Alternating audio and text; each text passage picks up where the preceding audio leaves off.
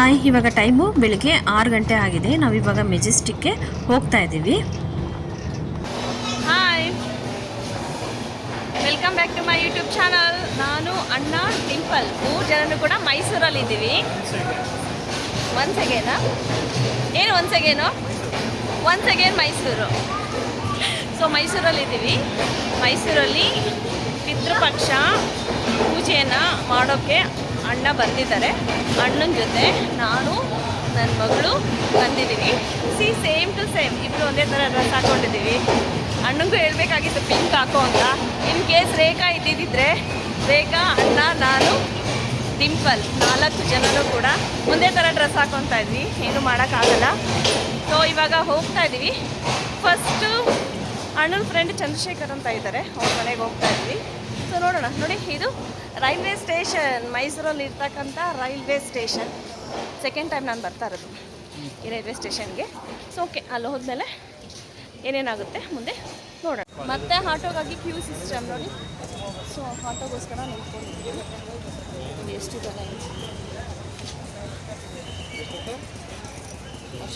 ನಿಂತ್ಕೊಂಡಿದ್ದಾರೆ, ಆ ಕಡೆ ಮುಖ ಮಾಡ್ಕೊಂಡು ನಿಂತ್ಕೊಂಡಿದ್ದಾರೆ. ಕ್ಯೂನಲ್ಲಿ ನಿಂತ್ಕೊಂಡಿದ್ದಾರೆ. ನಾವು ಹೋಗಿ ನಿಂತ್ಕೊಂಡಿದ್ವಿ. ಅಣ್ಣ ತೊಗೊಬೇಕಾದ್ರೆ ನಾವೇ ಕ್ಯೂನಲ್ಲಿ ನಿಂತ್ಕೊಬೇಕಲ್ವಾ. ನೋಡಿ, ಆಟೋಗೂ ಕೂಡ ಕ್ಯೂನಲ್ಲಿ ಬರಬೇಕು ನಾವು. ಏನು ಕ್ಯಾಮ್ರಾ ತೆಗಿಯಂಗಿಲ್ಲ ಇವ್ರಿಗೆ, ಮೊಬೈಲ್ ತೆಗಿಯಂಗಿಲ್ಲ. ಅವಾಗ ಮಾರುದ್ದ ಹೊಡೋಗ್ಬಿಡ್ತಾರೆ ಇವರು. ನೋಡಿ, ಅಣ್ಣ ಚಿಲ್ಲರೆ ಹುಡುಕ್ತಾ ಇದ್ದಾರೆ. ಚಿಲ್ಲರೆ ಆಟೋದವ್ರು ಕೂಡ ಕ್ಯಾಶ್ ಬೇಕಂತ ಆಟೋದಲ್ಲಿ ಚಂದ್ರಶೇಖರ್ ಅವ್ರ ಮನೆಗೆ ಹೋಗಿ ಅಲ್ಲಿಂದ ಡೈರೆಕ್ಟ್ ಆಗಿ ಲಾಸ್ಟ್ ಟೈಮು ರೇಖಾ ಅವ್ರದ್ದು ತಿಥಿ ಆಯ್ತಲ್ಲ, ಅದೇ ಜಾಗಕ್ಕೆ ಹೋಗ್ತಾ ಇದ್ದೀವಿ. ಮಹಾಲಯ ಅಮಾವಾಸ್ಯೆ ಆಗಿರೋದ್ರಿಂದ ಪಿತೃಪಕ್ಷನ ಅಣ್ಣ ಇಲ್ಲಿ ಮಾಡಬೇಕು ಅಂತ ಮಾಡ್ತಾ ಇದ್ದಾರೆ. ಯಾಕೆ ಮನೆಯಲ್ಲಿ ಮಾಡ್ಬೋದಲ್ಲ ಅಂತ ಕೇಳ್ಬೋದು. ಮನೆಯಲ್ಲಿ ವಯಸ್ಸಾಗಿರ್ತಕ್ಕಂಥ ತಂದೆ ಇದ್ದಾರೆ, ಮತ್ತೆ ತಮ್ಮ ಇದ್ದಾರೆ. ಸೊ ಅಲ್ಲಿ ಆಗೋದಿಲ್ಲ ಅಂತ. ಅಲ್ಲದೆ ಅಣ್ಣ ಹುಟ್ಟಿ ಬೆಳೆದಿರೋದೆಲ್ಲ ಮೈಸೂರು ಆಗಿರೋದ್ರಿಂದ, ಮತ್ತೆ ಅಲ್ಲಿ ಬ್ರಾಹ್ಮಿನ್ಸ್ ಇರೋದ್ರಿಂದ ಅದೇ ಜಾಗದಲ್ಲಿ ಅಣ್ಣ ಮಾಡ್ಕೊಂಡು ಬರ್ತಾ ಇದ್ದಾರೆ. ಅಂದ್ರೆ 2021 ಇಂದ 23 ವರೆಗೂ ಕಂಟಿನ್ಯೂಸ್ ಆಗಿ ಹಣ್ಣು ನಲ್ಲಿ 3 ಸಾವಾಗಿದೆ.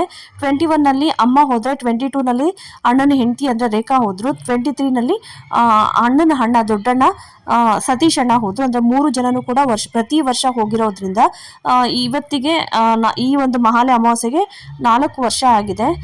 ಸೊ 4 ವರ್ಷದಿಂದ ಈ 3 ಜನದ ಏನೋ ಒಂದು ತಿಥಿ ಕಾರ್ಯಗಳನ್ನ ಅಣ್ಣ ಇಲ್ಲೇ ಮಾಡ್ಕೊಂಡು ಬರ್ತಾ ಇದ್ದಾರೆ. ನೋಡಿ, ಈ ಜಾಗಕ್ಕೆ ಬಂದು ಸೇರಿದ್ದೀವಿ. ಇವತ್ತು ಮಹಾಲಯ ಅಮಾವಾಸ್ಯೆ ಆಗಿರೋದ್ರಿಂದ ಸಾಕಷ್ಟು ಕುಟುಂಬಗಳು ಅಂದರೆ ಇದೇ ಕಾರ್ಯವನ್ನು ಮಾಡೋದಕ್ಕೆ ಒಂದು 10 ರಿಂದ 12 ಕುಟುಂಬಗಳು ಬಂದಿದೆ. ಅದರಲ್ಲಿ ನಾವು ಕೂಡ ಒಬ್ಬರು. ಪ್ರತಿಯೊಬ್ಬರದ ಕಾರ್ಯ ಕೂಡ ಇಲ್ಲಿ ನಡೀತಾ ಇದೆ. ಒಂದೊಂದು ರೂಮ್ಗಳಲ್ಲಿ ಮತ್ತು ಒಂದೊಂದು ಹಾಲುಗಳಲ್ಲಿ ತೊಗೊಂಡು ಟೈಮಿಂಗ್ಸ್ನ ತೊಗೊಂಡು ಮತ್ತು ಪೂಜಾರಿಗಳನ್ನು ಗೊತ್ತು ಮಾಡಿಕೊಂಡು ಮಾಡ್ತಾ ಇರೋವಂಥದ್ದು. ನೋಡಿ, ಅಣ್ಣ ಇವಾಗ ಕುಂತ್ಕೊತಾ ಇದ್ದಾರೆ. ನೋಡಿ, ಈ ಒಂದು ಕಾರ್ಯವನ್ನು ಮಾಡಬೇಕು ಅಂತಂದಾಗ ಸ್ವಾದ ಅಂತ ಹೇಳಬೇಕಾಗುತ್ತೆ. ಸ್ವಾಹ ಅಂತ ಹೇಳಬಾರ್ದು. ಪ್ರತಿಯೊಂದು ಏನು ಮಂತ್ರಗಳನ್ನು ಉಚ್ಚಾರಣೆಯನ್ನ ಮಾಡಬೇಕು ಅಂತ ಅಂದಾಗ ಸ್ವಾಹ ಅಂತ ಮಾಡೋ ಅಂಥದ್ದು ದೇವರಿಗೆ ಪೂಜೆಯನ್ನ ಮಾಡುವಾಗ ಅಥವಾ ಹೋಮಗಳನ್ನ ಮಾಡುವಾಗ. ಸ್ವಾದ ಅಂತ ಹೇಳೋ ಅಂಥದ್ದು ಈ ರೀತಿಯ ಪಿತೃಪಕ್ಷ ಕಾರ್ಯಗಳು ಏನಿದೆ, ಪಿಂಡ ಪ್ರದಾನ ಕಾರ್ಯಗಳನ್ನ ಮಾಡುವಂತ ಸಂದರ್ಭದಲ್ಲಿ. ಸ್ವಾಹ ಅನ್ನೋದು ಅಗ್ನಿದೇವರ ಮೊದಲನೇ ಹೆಂಡತಿ, ಸ್ವಾದ ಅನ್ನೋದು ಅಗ್ನಿದೇವರ 2ನೇ ಹೆಂಡತಿ, ದೇವರು ಮತ್ತೆ ಪಿತೃ. ಸೊ ಇವರಿಬ್ಬರ ಒಂದು ವ್ಯತ್ಯಾಸದಲ್ಲಿ ಇದನ್ನ ಕಾಣ್ಬೋದು ನಾವು. ದೇವರಿಗೆ ನಾವು ಸ್ವಾಹ ಅನ್ಬೇಕು, ಈ ಪಿತೃಗಳಿಗೆ ನಾವು ಸ್ವಾದ ಅಂತ ಮಾಡಬೇಕಾಗುತ್ತೆ. ಮತ್ತೆ ದೇವರಿಗೆ ಇಡೋ ಅಂಥದ್ದು ನೈವೇದ್ಯ, ಮತ್ತೆ ಇವರಿಗೆ ಪಿತೃಗಳಿಗೆ ಕೊಡೋ ಅಂಥದ್ದು ಪಿಂಡ ಪ್ರದಾನ, ಎಡೆ ಅಂತಾದ್ರೂ ಕರಿಬೋದು. ಸೊ ಇಲ್ಲಿ ಆ ಒಂದು ಸ್ವಕಾರ್ಯ ನಡೀತಾ ಇದೆ. ಮಹಾಲಯ ಅಮಾವಾಸ್ಯೆ ದಿನ ಅವರಿಗೆ ಪಿಂಡ ಪ್ರದಾನವನ್ನ ಮಾಡೋದು ಅಥವಾ ತರ್ಪಣವನ್ನ ಬಿಡೋ ಅಂಥದ್ದು.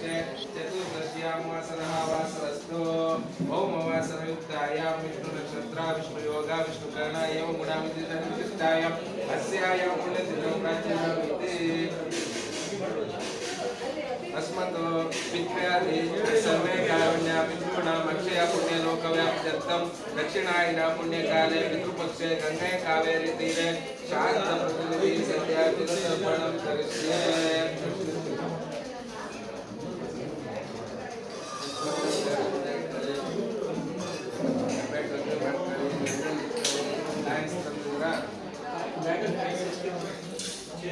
ಸತ್ತ ತಕ್ಷಣ ಯಮದೂತರು ಬಂದು ಪಾಷಾಣವನ್ನ ಹಾಕಿ ಅವ್ರನ್ನ ಕರ್ಕೊಂಡು ಯಮಲೋಕಕ್ಕೆ ಹೊರಟೋಗ್ತಾರೆ. ಅಲ್ಲಿ ಅವರ ಒಂದು ಐಡೆಂಟಿಫಿಕೇಶನ್ ಹಿಡಿಯುತ್ತೆ, ಸತ್ತಿರೋರು ಇವರೇನ ಅಲ್ವಾ ಅಂತ ಕನ್ಫರ್ಮೇಷನ್ಗೆ. ಒಂದ್ಸರಿ ಕನ್ಫರ್ಮ್ ಆದ್ಮೇಲೆ ಅವ್ರನ್ನ ಕರ್ಕೊಂಡ್ಬಂದು ಇನ್ನೇನು 3 ದಿನದ ಒಂದು ಏನು ಹಾಲಿನ ಶಾಸ್ತ್ರ ನಡೆಯುತ್ತಲ್ಲ ಅವಾಗ ಬಿಡ್ತಾರೆ. ಅಲ್ಲಿಂದ ಏನಿದೆ 11 ದಿನ ತಿಥಿ ಆಗೋವರೆಗೂ ಕೂಡ ಅವ್ರು ಅಲ್ಲಿನ ಏನು ಅವರಿಗೆ ಊಟವನ್ನ ನೀರಿನ ಜೊತೆನಲ್ಲಿ ಮತ್ತೆ ದೀಪದ ಪಕ್ಕದಲ್ಲಿ ಇಡಬೇಕಾಗುತ್ತೆ. ಆ ಊಟವನ್ನ ಮಾಡ್ಕೊಂಡು ಅಲ್ಲಿ ಇರ್ತಾರೆ. 11 ದಿನದ ತಿಥಿಯ ನಂತರ ಅವರ ಒಂದು ಪ್ರಯಾಣವನ್ನ ಸ್ವರ್ಗಲೋಕಕ್ಕೆ ಅಥವಾ ನರಕಲೋಕಕ್ಕೆ ಗೊತ್ತಿಲ್ಲ ಪ್ರಯಾಣವನ್ನ ಬೆಳೆಸಬೇಕಾಗುತ್ತೆ. ಆ ಒಂದು ಸಂದರ್ಭದಲ್ಲಿ ಪ್ರತಿ ತಿಂಗಳು ತಿಥಿಯನ್ನ ಮಾಡಬೇಕಾಗುತ್ತೆ. ಪ್ರತಿಯೊಂದು ತಿಂಗಳ ತಿಥಿನ ಅವರ ಒಂದು ನಕ್ಷತ್ರದ ಆಧಾರದ ಮೇಲೆ ಮಾಡಬೇಕಾಗುತ್ತೆ. ಅವ್ರಿಗೆ ತಿಂಗಳದು ಒಂದು ದಿನದ ಲೆಕ್ಕ ಅಂತ ಬರುತ್ತೆ. ಅದಾದ್ಮೇಲೆ 12 ತಿಂಗಳವರೆಗೂ ಆ ರೀತಿ ತಿಥಿಯನ್ನ ಮಾಡಿದ ನಂತರ ವರ್ಷದ ತಿಥಿಯನ್ನ ಮಾಡಬೇಕಾಗುತ್ತೆ. ವರ್ಷದ ತಿಥಿನೂ ಕೂಡ ಅವರಿಗೆ ವರ್ಷದ 1 ದಿನ ಅವರಿಗೆ ಲೆಕ್ಕ ಆಗುತ್ತೆ. ಅವ್ರು ಎಲ್ಲೇ ಇದ್ರು ಕೂಡ ಒಂದು ವೇಳೆ ಅವರು ಮತ್ತೊಂದು ಜನ್ಮವನ್ನ ಪಡ್ಕೊಂಡಿದ್ರೆ ಅಥವಾ ಸ್ವರ್ಗವಾಸಿ ಅಥವಾ ನರಕವಾಸಿ ಆಗಿದ್ರು ಕೂಡ ಅವರಿಗೆ ಮಾಡುವಂತಹ ಏನು ಒಂದು ಪಿಂಡ ಪ್ರದಾನ ಆಗಿರ್ಬೋದು ಅಥವಾ ತರ್ಪಣ ಆಗಿರ್ಬೋದು, ಅವರಿಗೆ ಇಡುವಂತಹ ಎಡೆ ಆಗಿರ್ಬೋದು, ಆ 1 ದಿನ ಅವರಿಗೆ ಸೇರುತ್ತೆ. ಸೊ ಅನ್ನೋ ಒಂದು ದೃಷ್ಟಿಕೋನದಿಂದ ಈ ಒಂದು ಮಹಾಲಯ ಅಮಾವಾಸ್ಯೆಯಲ್ಲಿ ಈ ಒಂದು ಏನು ಪಿತೃ ಪ್ರಧಾನವಾಗಿ ಪಿತೃಪಕ್ಷವನ್ನ ಮಾಡೋ ಅಂಥದ್ದು. ಪಕ್ಷ ಅಂತಂದ್ರೆ ನಮ್ಮ ಪಿತೃಗಳಿಗೆ ಸೇರುವಂತಹ ಊಟ, ಎಡೆ ಅಥವಾ ತರ್ಪಣ ಅಂತಾನೆ ಹೇಳ್ಬೋದು. ಹುಣ್ಣಿಮೆಯಿಂದ 19 ದಿನ ಮಾಲೆ ಅಮಾವಾಸ್ಯೆ ಬರೋವರೆಗೂ ಕೂಡ ಅವ್ರು ಇಲ್ಲಿರ್ತಾರೆ. ಮಾಲೆ ಅಮಾವಾಸ್ಯೆ ದಿನ ಇದನ್ನೆಲ್ಲ ಮುಗಿಸ್ಕೊಂಡು ಹೊರಡ್ತಾರೆ ಅನ್ನೋದು ಇದೆ. ಸೊ ಆದ ಕಾರಣ ಈ ಒಂದು ಪಿತೃ ಪಕ್ಷವನ್ನ ಮಾಡಬೇಕಾಗುತ್ತೆ. ಅದು ಆಮೇಲೆ ಕೊಡ್ತೀನಿ. ಅವ್ರು ಊಟ ಮಾಡಾದ್ಮೇಲೆ ಕೊಡಿ ಅಂತ ಹೇಳಿದ್ದಾರೆ, ಇವಾಗ ಬೇಡ, ಊಟ ಆದ್ಮೇಲೆ ಕೊಡಬೇಕು. ನೋಡಿ ಇಲ್ಲಿಂದ ಊಟ ನಡೀತಾ ಇದೆ. ಇಲ್ಲಿಂದ ಊಟವನ್ನು ಮುಗಿಸ್ಕೊಂಡು ನಾವು ಬ್ಯಾಂಗ್ಳೂರ್ಗೆ ಹೋಗ್ತಾ ಇದ್ವಿ. ನೆಕ್ಸ್ಟ್ ಡೇ ಅಂದರೆ ಮಹಾಲಯ ಅಮಾವಾಸ್ಯೆ ದಿನ ನಮ್ಮ ಮನೆಯಲ್ಲಿ ಪಿತೃಪಕ್ಷವನ್ನು ಇಟ್ಕೊಂಡಿರೋದ್ರಿಂದ ಅದರ ಒಂದು ವಿಡಿಯೋವನ್ನು ಹಾಕಿದ್ದೀನಿ ಇದರಲ್ಲೇ.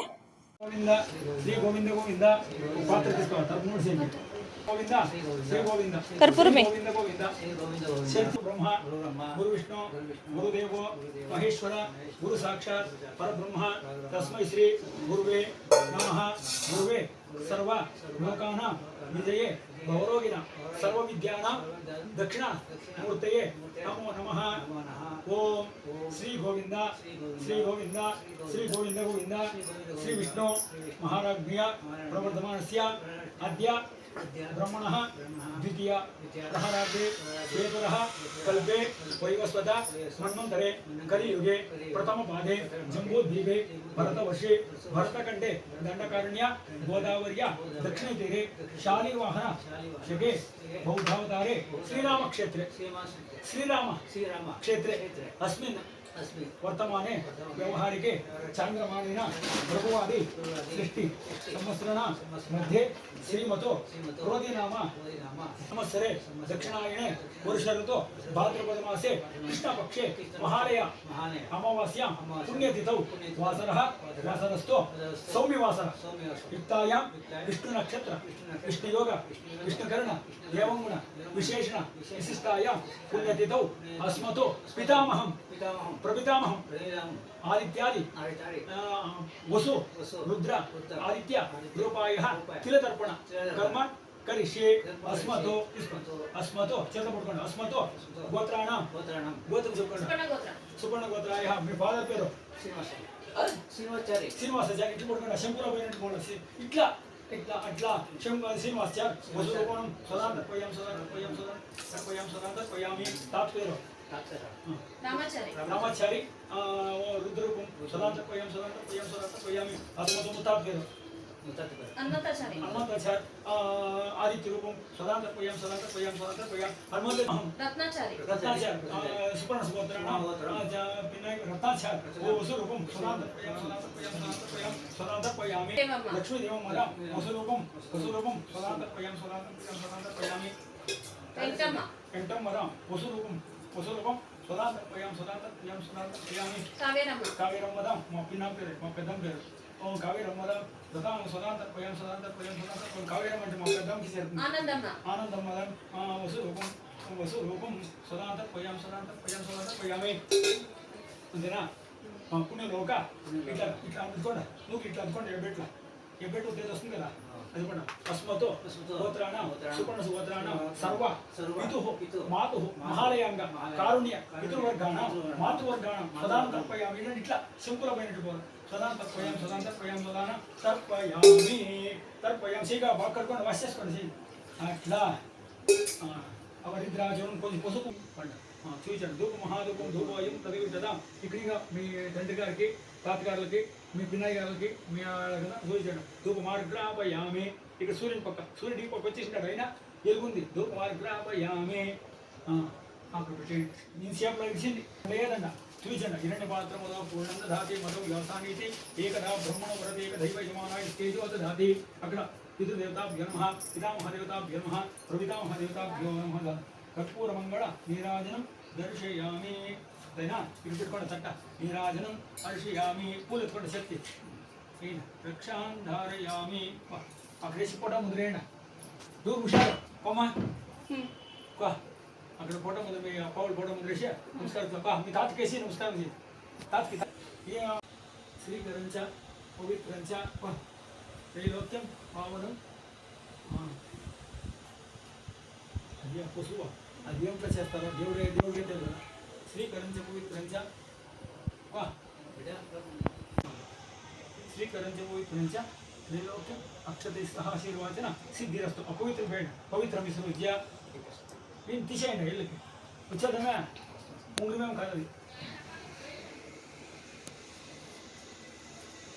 కళ్ళు కొట్టుకోండి. రెండు కళ్ళు కొట్టుకోండి. చెప్పండి. కులే జాత కృష్ణ కృష్ణ నారాయణ నారాయణ నారాయణ నారాయణ నారాయణ నారాయణ. ప్రసాద సిద్ధి వస్తు చెత్త కొడుకో. ప్రసాద సిద్ధి వస్తు ఈ అమ్ముకి ప్రసాద సిద్ధిరస్తు ప్రసాద సిద్ధిరస్తు ప్రసాద సిద్ధిరస్తు. ఓకే ముగిచ్చా. శతాయ పురుష శతేంద్రియ ఆయుష్యేంద్రియ ప్రతిష్టతి. వంశాభివృద్ధిరస్తు ఆకస్మాంత వంశాభివృద్ధిరస్తు సిద్ధిరస్తు.